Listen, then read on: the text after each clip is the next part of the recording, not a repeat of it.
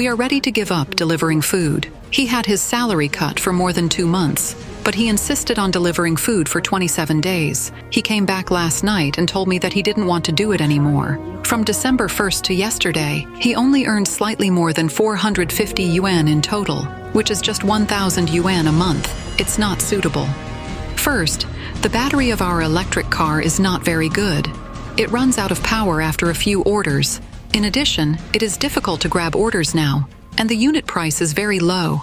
I spend 4 hours every night and can only earn 40 yuan. Not only do I tire myself out, but I can't warm up for half a day after coming back from a cold day. China's economy continues to deteriorate, and the youth unemployment rate remains high. The main reasons are weak domestic demand, shrinking foreign markets, and foreign capital leaving China one after another. Before the new year, the wave of layoffs became more severe, and even big cities such as Beijing and Shanghai were no exception. Today we will talk about China's unemployment wave. On December 19th, a Beijing woman posted on the internet saying that her whole family had lost their jobs, which truly highlighted the difficulties faced by the Chinese people. This post quickly went viral. The post stated that she had been unemployed since January and had been taking care of the baby at home full-time. Her younger brother, who worked in construction, lost his job in October. Her father-in-law, who was an architectural designer, lost his job in November. Her sister, who was a financial director, also lost her job in November because her company went bankrupt. Her brother-in-law, a programmer, lost his job in December. So many people in the family have no income, and the only ones who do are her parents, who receive a pension of 100 yuan a month. It's almost the new year, and everyone is sitting at home with wide-open eyes.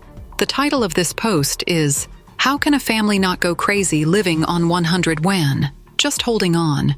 Netizens said, "The Great Depression is coming." Some also commented, "Her parents are not Beijing residents. Otherwise, the pension cannot be only 100 yuan a month, which is the lowest standard pension in the country. Her parents may be from the countryside. If they were Beijing residents, the treatment would be much better than that of rural people." The CCP has always regarded farmers as second-class citizens. Some netizens also remarked, "You can just rob the government and the banks, and everyone will support it." Currently, large and small companies in Beijing are laying off employees and cutting salaries. Many people are doing the work of 2 or 3 people while receiving only 1 salary. They want to resign, but are afraid of not finding a new job, so they grit their teeth and stick to it. Friends, I haven't found a suitable job in Beijing for 2 or 3 months. In the current environment in Beijing, wages are being cut in half. The Chinese New Year is coming soon. I called my father yesterday, and he said that I should go home early to rest for the new year. I feel that I finally got a job and finally made money to support myself. But after working for less than 2 years, I realize that my parents still have to worry about us. I feel very uncomfortable. Netizen Xiao Wu said that the Human Resources Department just informed him that the company had adjusted its organizational structure and his position was removed, which means he is unemployed. He was surprised to hear the news because he had worked until 11 o'clock the night before, but was informed of the layoff when he arrived at work today. The woman said that her 45-year-old husband used to work in the R&D department of a car company. After being laid off, he has now become a driving instructor. When my father-in-law could get his salary back every month, I had no worries and thought it was okay. But this year, I am more anxious. We have mortgages and car loans for our 2 houses. My husband's salary was fully able to cover them, and our lives were fine. However, starting from January 10th this year, he has had no income. He used his compensation money to pay the mortgage this year, but the compensation money has been used up. This year's living expenses are actually spent on expenses we can't afford, and there aren't many alternatives. We are registered residents in Beijing, and I am particularly worried now that my children will not be able to complete high school in Beijing. If we go back to our hometown, our daughter will be considered a student on loan. In fact, we will face the problem of not securing a loan, so we must ensure our studies are completed here in Beijing. When we first met, I asked my husband, "Now that you are financially free, what do you want to do most?" He said he most wanted to drive a taxi. I don't think I should talk nonsense, but now it's really true. He is now working as a driving instructor. I think he likes to drive, and he knows a lot about cars because he has been doing this job since graduating from college.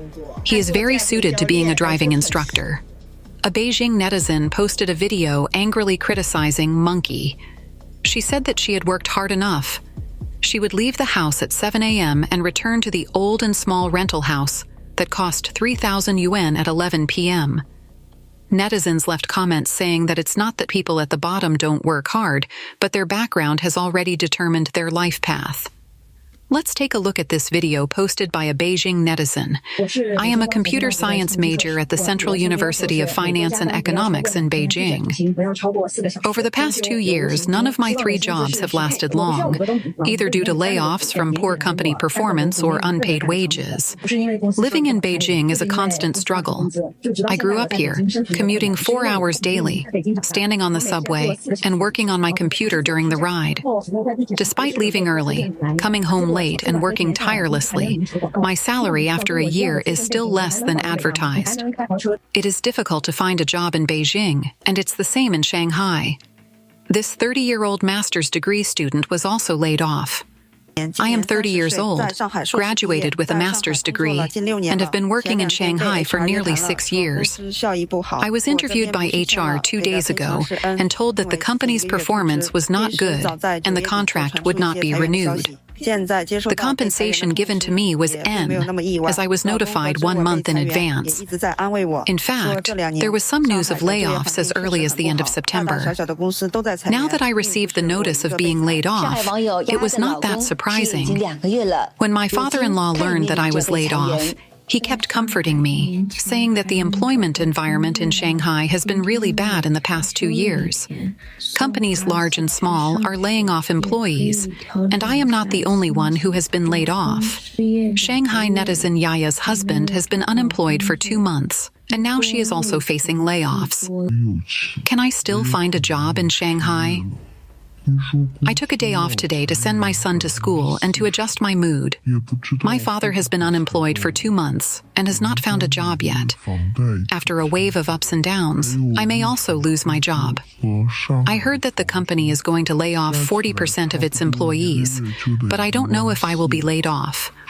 Our monthly mortgage payment is 9,000 yuan, plus daily expenses and rent in Shanghai, which adds up to almost 14,000 yuan a month.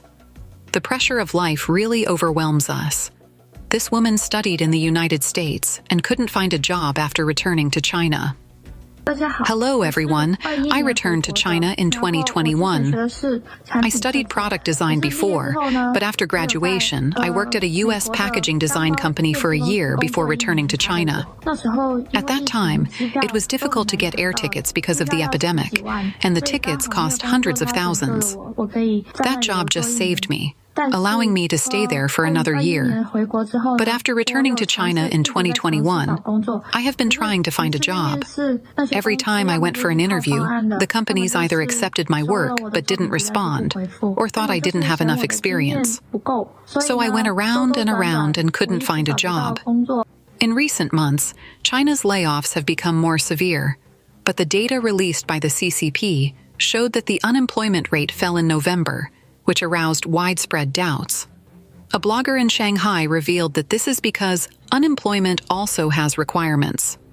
First, you must have an urban hukou. Rural hukou holders who have land to farm are not considered unemployed. Second, you must have had a job before and paid Social Security for more than 1 year.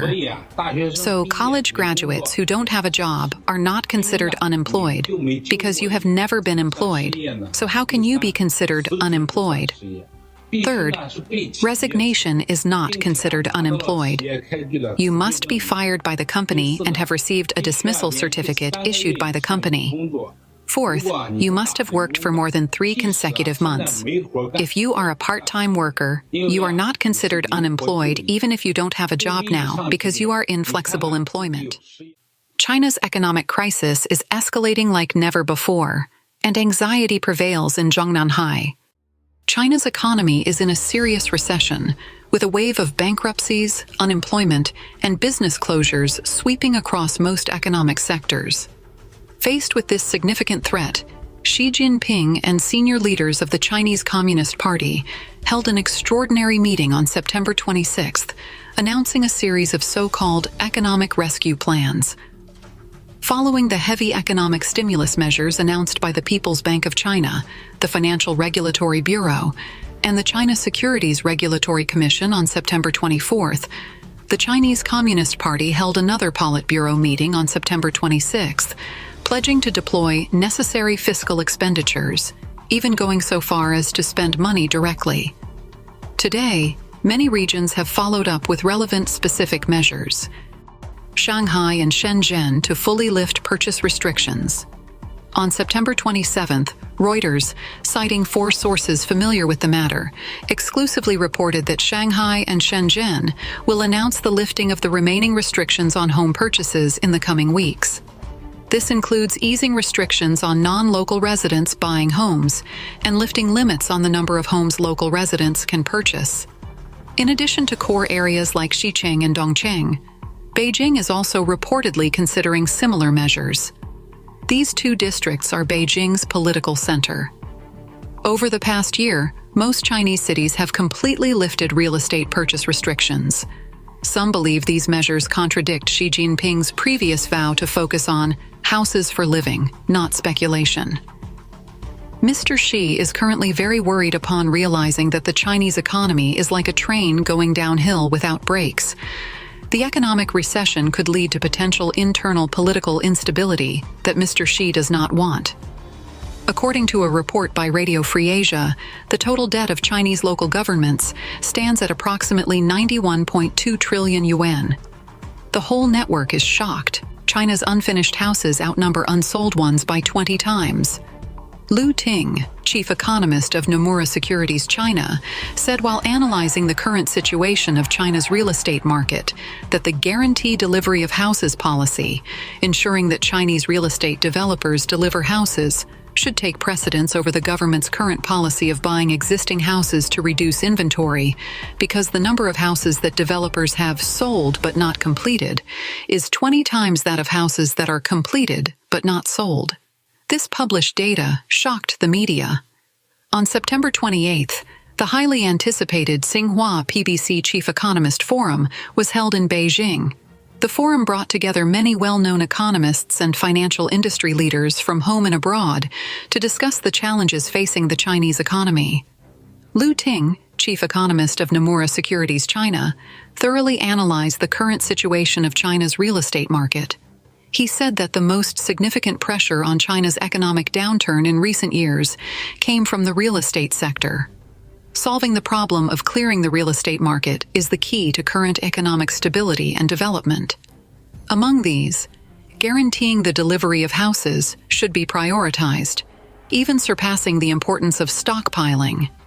Lu Ting cited Country Garden's data as an example, stating that Country Garden has built but not sold about 36,000 houses, while the number of houses that have been sold but not yet completed has reached 730,000, and the number of houses under construction but not yet sold is 350,000.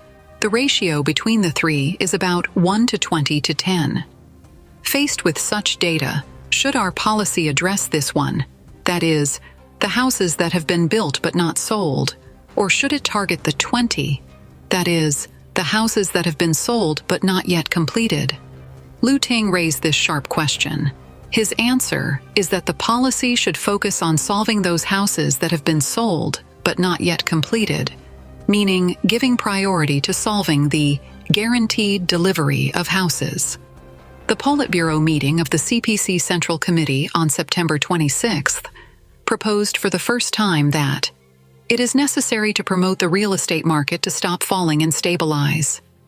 Lu Ting said in his speech, "Only by clearing the market and rebuilding confidence can the real estate market stop falling and stabilize."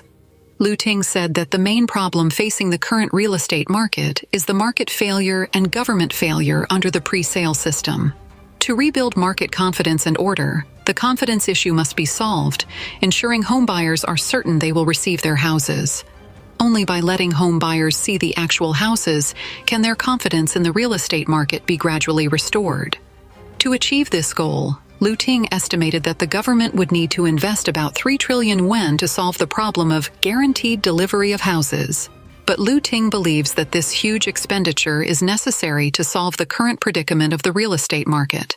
The money would mainly be used to ensure that the houses sold, but not yet completed, can be successfully completed and delivered to the home buyers. Guaranteed delivery of housing refers to the previously proposed Guaranteed Delivery of Buildings policy, which means ensuring that the houses can be completed and delivered to avoid unfinished buildings. The specific measure is the real estate whitelist mechanism promoted earlier this year, allowing commercial banks to lend to projects on the whitelist. On April 30th this year, the Political Bureau of the CPC Central Committee first proposed the term Guaranteed Delivery of Housing. According to a recent report by Bloomberg Intelligence, based on pre-sale data from 2015 to the first half of this year, at least 48 million pre-sold houses in China have not been completed, indicating that China's real estate crisis will not be resolved anytime soon.